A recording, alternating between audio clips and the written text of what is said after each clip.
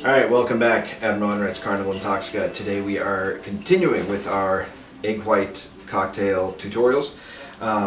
Next one on the list, we're going to do a traditional 1920s cocktail. This is the Pisco Sour, national drink of both Peru and Chile. Pisco is a grape brandy, so it's a nice white clear color. It's got some nice aromatics, some floral notes, some have a little bit of herbaceousness, and this, as I said, is the national drink. You're going to find this in a lot of Chilean or Peruvian restaurants. It's really like one of the quintessential South American drinks as well. So locally here in Pittsburgh, you're going to find it at Spork Restaurant. It is on our menu on the classic cocktail list, but you're also going to find it at places like Kaya, Caribbean restaurant in the Strip District. So let's just get right into it. Sort of a glutton for punishment, so we're going to just do a couple more of these egg white cocktails so that you feel more comfortable making these at home. So start off with, we're going to have, we got our Pisco, and we've got our Peruvian syrup. We special order this at Spork. This comes directly from Peru. This is the Vargas syrup. Really nice for Pisco sours. And we have our specialty Amargo bitters, which we also use at Spork for our Pisco sours as well. So we try to make our Pisco sour as authentic as possible. You're going to need eggs, for our egg white cocktails, of course. And we're going to do some limes for this one. So it's going to be a lime juice, Pisco, the simple syrup, egg white, and then we're also going to finish it off with the Amargo bitters. It's going to be like a garnish at the end. So let's get into it. I'm going to start off with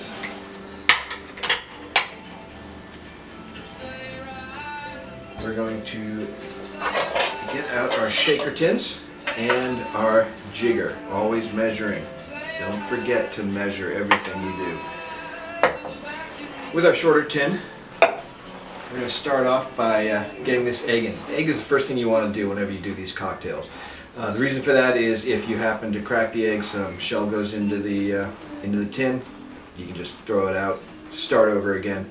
I'm going to show you a really easy way for you to do egg whites at home. This is the way I do it behind the bar. We start off with our egg. We're going to give it a little run on the edge of the glass, score it, and then we're going to crack it down. And I'm going to show you how little indentation you'll see the egg broken there. And then with your hands you can just sort of squeeze it and it'll open up and let the egg white fall out. So let's show you how that's done. Scoring the side. We're going to give it a nice little tap, and as you can see, that is cracked right in there, and that's breaking it up. Now I take that egg and I can just squeeze it gently enough to let the egg white flow right out of there. And again, if you do crack it and you get some shell in there, not to worry. You can just throw out what you got. Clean your tin out and start over again. Real nice and easy. But I've got my egg white in there now, and don't forget to have a disposable bowl for your shells that you can throw to the side as well. So, all right. So now we're going to do our limes. We're going to do a ½ ounce of lime juice. And as I mentioned earlier, you don't have to measure out the egg white.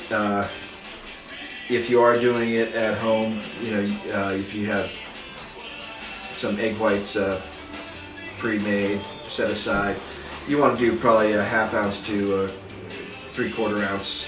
But the egg white doesn't really add a lot of flavor to it. We're using egg white mostly for mouthfeel and texture and to foam up this drink and give you a nice cloudy cocktail here. So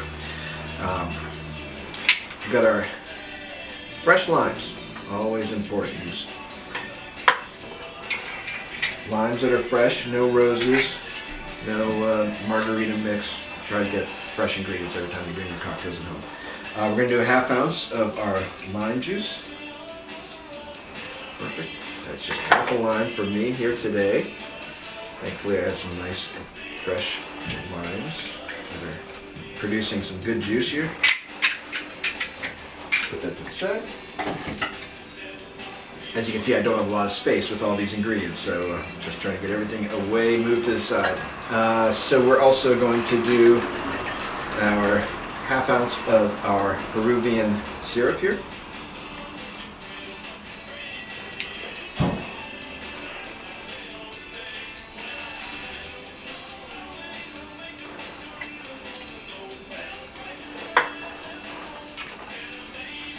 And this stuff you can get on Amazon. It really makes a huge difference for Pisco sours. And we're going to do 2 ounces of Pisco, our grape brandy.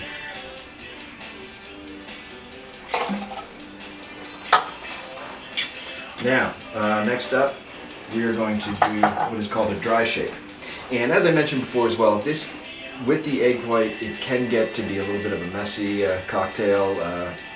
You know, as it foams up and enriches, gets on the sides of the inside of the tins, it might drip out on the sides. So just make sure you have a nice towel handy. Save yourself a lot of suffering. All right, so we're going to do our dry shake. As I also mentioned, dry shake, you do the tin straight up and down, so the center is going to be a straight line this time, just like that. And we're going to give this a nice hearty dry shake. We're going to do about 3 shakes with this. You're going to constantly be opening and looking at the consistency as the drink runs from one tin to the other, and I'll show you how that's done here. So let's just get into the shake. It's a nice hot day here in Pittsburgh too, so God, I love shaking with the leather jacket on in this weather. The things we do for our art. All right. So did you see that? All that pressure that just popped out of there? That was as the egg was going. A lot of oxygen is released, and it's or not oxygen, but gases are released, and makes a little popping. So we've got that original dry shake down. Now we can go to our normal shake, which is the tin at a regular flat angle.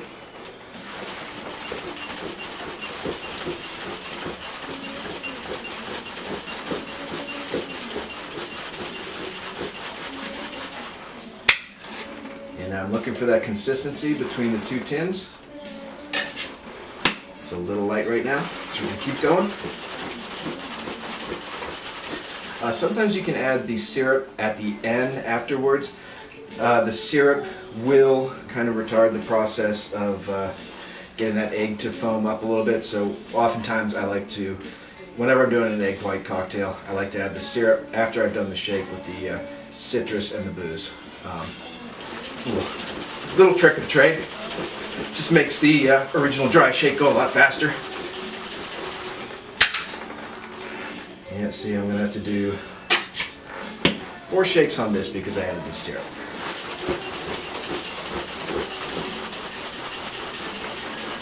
You want to make sure this is a really nice hard shake. Alright, that's good. That's what I want. Alright, now we're going to add our ice.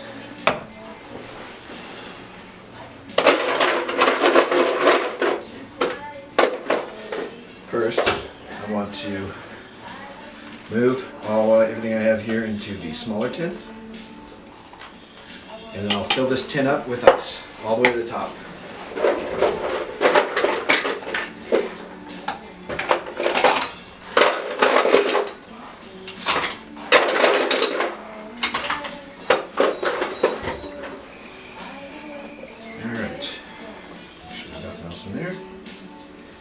So this is very messy, very sticky.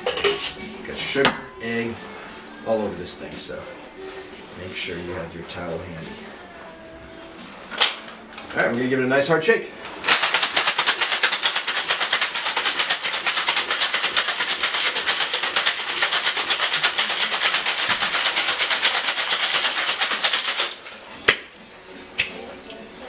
If that doesn't open right off the bat, remember, hit it with the bottom of your palm, right on the side.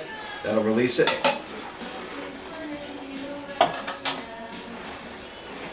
And I never double strain a egg white drink.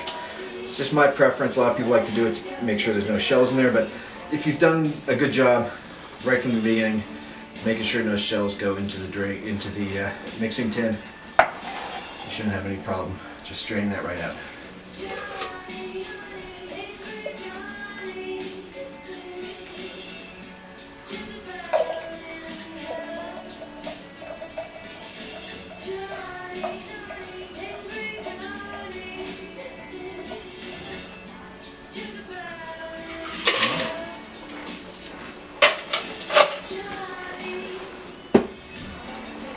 And the last thing, as I mentioned, we are going to do a little dash of amargo over the top.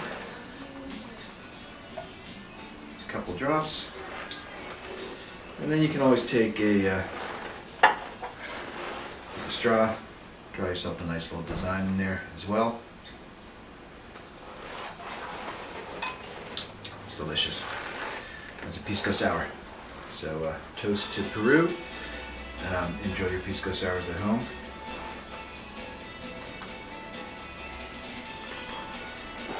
It's a lovely little drink. Even with the egg white, it's a nice, light, refreshing, beautiful summer sipper. So, Pisco sours, make them at home. You have a great night, and we'll see you soon behind the bar. Cheers.